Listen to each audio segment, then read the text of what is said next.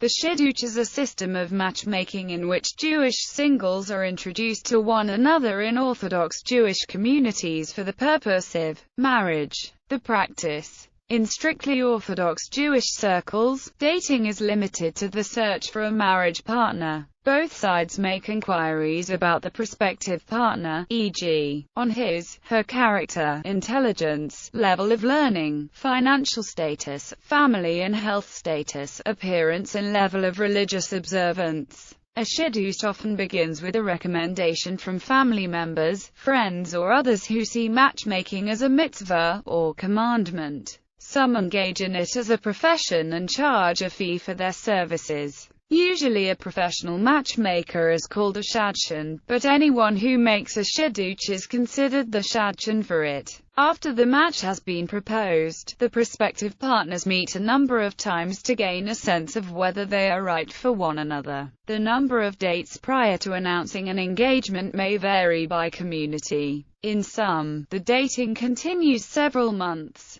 In stricter communities, the couple may decide a few days after originally meeting with each other. Also, the age when shidduchim start may vary by community. In frum circles, especially among Hasidim, 18 is the age when shidduchim start and shadchanim take notice. Those who support marriage by shidduch believe that it complies with traditional Judaism's outlook on zenut, modest behavior in relations between men and women, and prevents promiscuity. It may also be helpful in small Jewish communities where meeting prospective marriage partners is limited, and this gives them access to a broader spectrum of potential candidates. Also, the decision as to whether or not the mate is good can be made with the emotional boundary of the shadchan who, if so desired by the couple, can call and talk to either side in the beginning stages of the dating to iron out issues that can crop up during the dating process.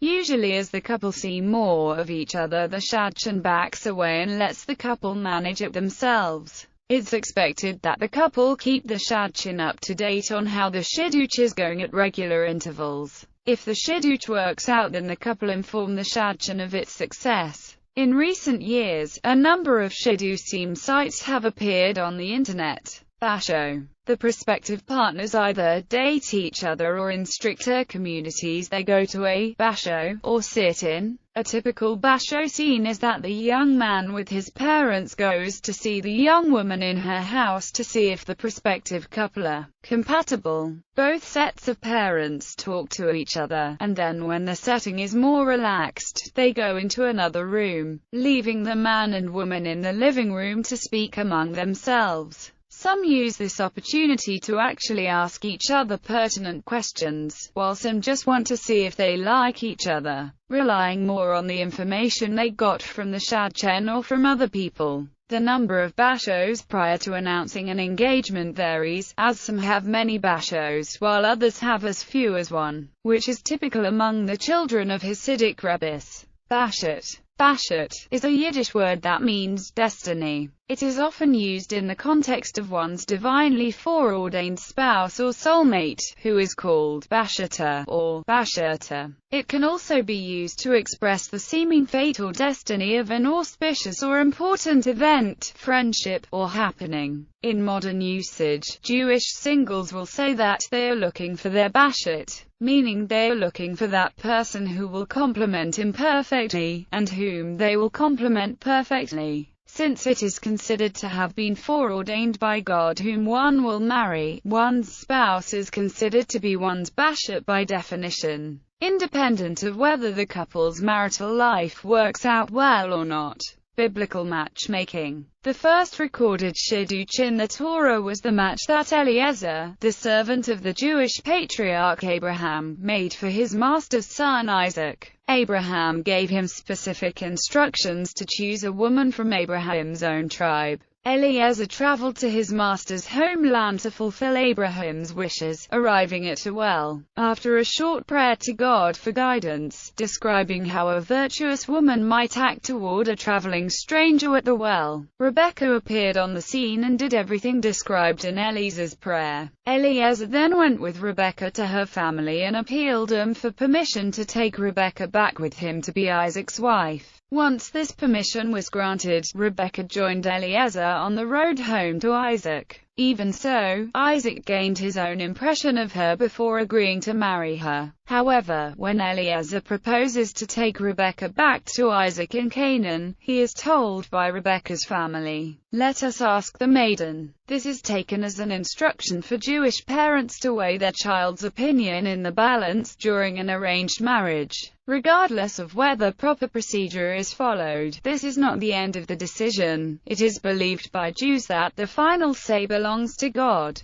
who may have different plans. The Bat Cohen. Although Torah law allows for a Bat Cohen to marry a Chalil, convert, or freed slave, the Midrash and Talmud cite Rabbi Yochanan's view that a daughter of the Cohen is best off marrying a Cohen. Rabbi Yochanan maintains that in the event a Bat Cohen marries a non-Cohen, undesired results for the groom are likely to surface, such as poverty or the demise of the groom. An exception to this taboo is if the groom is a Talmud Chacham. Medical aspects. Considering the prevalence of a number of genetic diseases in both the Ashkenazi and Sephardi communities, several organizations routinely screen large groups of young people anonymously, only handing them a telephone number and a PIN. When a Shidduch is suggested, the candidates can phone the organization, enter both their PINs, and find out whether their union could result in critically disabled children. Although the implementation has been controversial, there has been a sharp decrease in the number of children born with Tay-Sachs disease and other genetic disorders since its inception. Books. Shani Stein. The Survival Guide to Shidduchim. New York, New York. Feldheim Publishers, 1997. ISBN 1-56871-132-8.